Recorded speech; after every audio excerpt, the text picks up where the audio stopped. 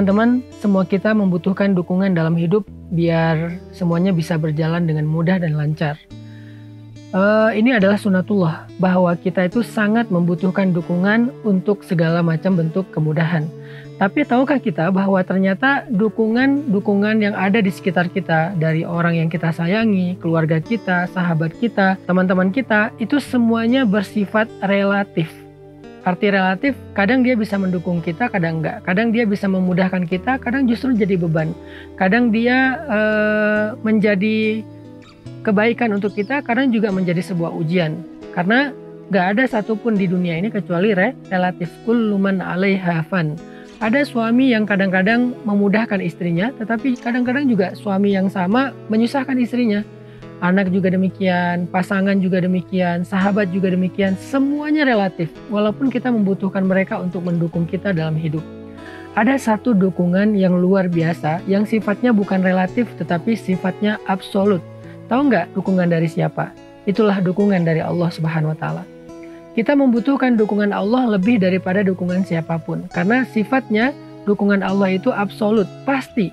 Absolut artinya tidak ada penghalang, absolut artinya abadi, absolut artinya tanpa pengecualian, absolut artinya utuh. Itulah dukungan dari Allah Subhanahu wa Ta'ala. Sehingga siapapun yang mendapatkan dukungan dari Allah, maka dia mendapatkan segala kepastian, mendapatkan sesuatu yang sempurna, sesuatu yang utuh, sesuatu yang terjamin. Maka dari itu, hal yang paling penting dalam hidup kita itu selain mencari dukungan-dukungan dari manusia adalah mencari dan mendapatkan dukungan dari Allah Subhanahu wa Ta'ala. Mendapatkan pembelaan dari Allah Subhanahu wa Ta'ala, mendapatkan pertolongan dari Allah Subhanahu wa Ta'ala. Siapapun yang bisa mendapatkan pembelaan dari Allah itu luar biasa. Kita ambil contoh misalnya kisah Nabiullah Ibrahim alaihissalam.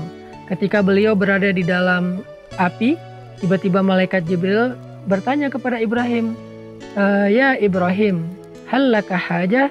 Apakah kamu punya masalah? Apakah kamu membutuhkan pertolongan?"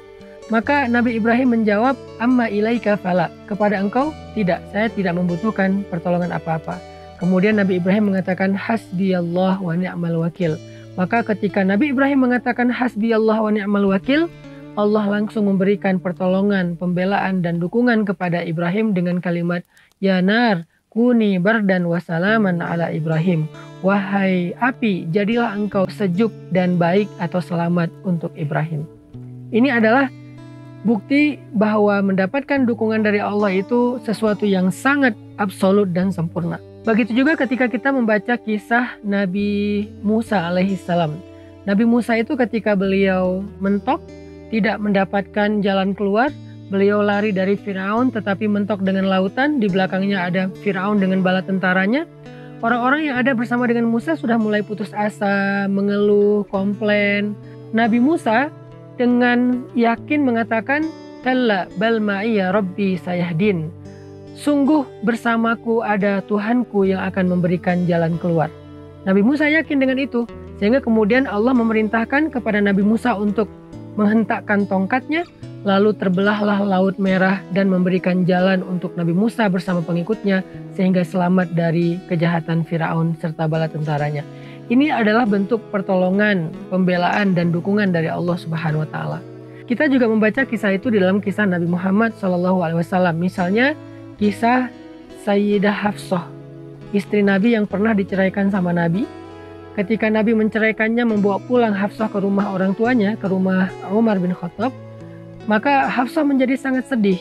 Dia tidak ingin kehilangan Rasulullah, dia tidak ingin berpisah dengan Rasulullah, karena menjadi istri Nabi itu artinya jaminan masuk surga.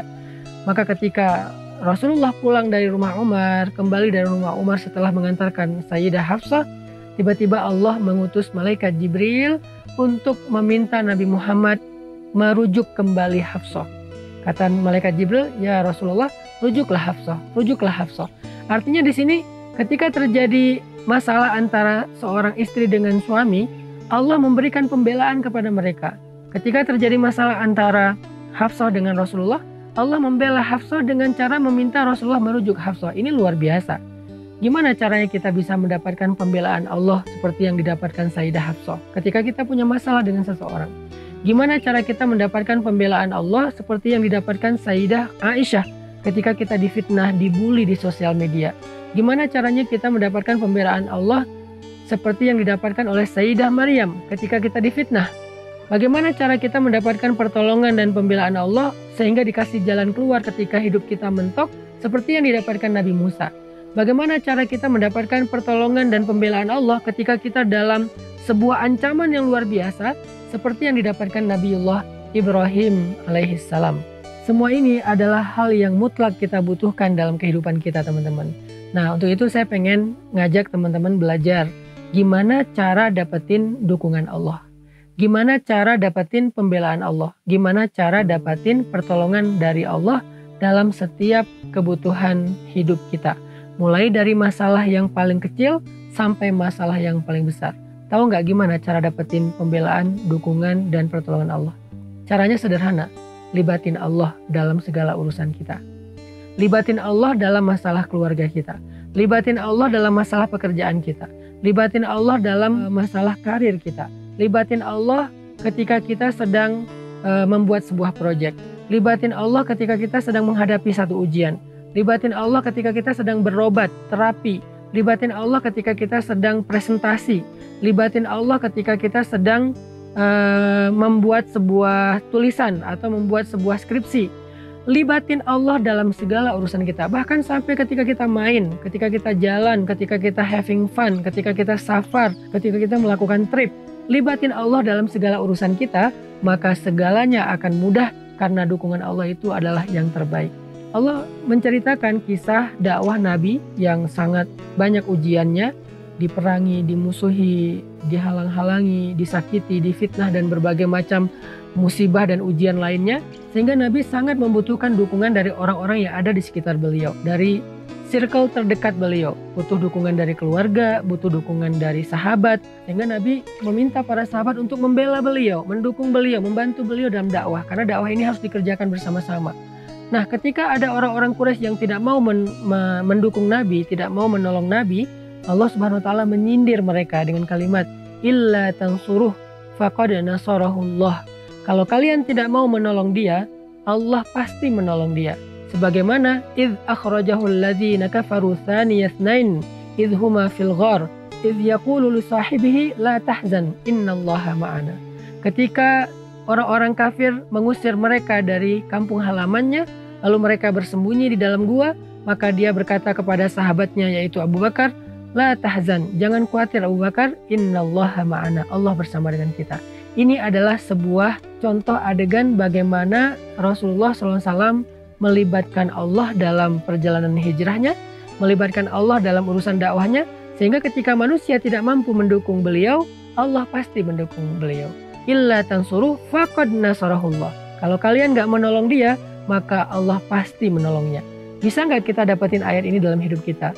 Illa tansuruh, kalau kalian gak tolong saya, kalau kamu gak dukung aku, kalau kamu gak belain aku, Allah pasti membela aku. Dengan cara apa kita mendapatkan pembelaan Allah? Caranya libatin Allah dalam segala urusan kita. Maka ke depan, apapun yang kita bahas dalam program Libatin Allah itu, saya pengen ngajak teman-teman belajar bagaimana melibatkan Allah dalam kasus-kasus yang kita hadapi dalam hidup. Misalnya kita kayak lagi patah hati. Bagaimana cara kita libatin Allah dalam keadaan kita sedang patah hati? Misalnya kita lagi pesimis, lagi kayak putus asa, mulai agak-agak apatis misalnya. Gimana cara kita libatin Allah supaya mental kita kuat lagi? Ketika kita dalam pekerjaan, gimana kita libatin Allah supaya pekerjaan kita itu selalu disupport, didukung sama Allah dari awal sampai akhir. Nah, kita akan bahas itu dalam program Libatin Allah. Dalam setiap episodenya saya akan angkat satu kasus, lalu kasus itu kita coba bedah dari angle gimana cara agar kita bisa sukses menghadapi kasus itu, agar kita bisa sukses menjalani satu adegan dalam hidup kita dengan life hacks libatin Allah.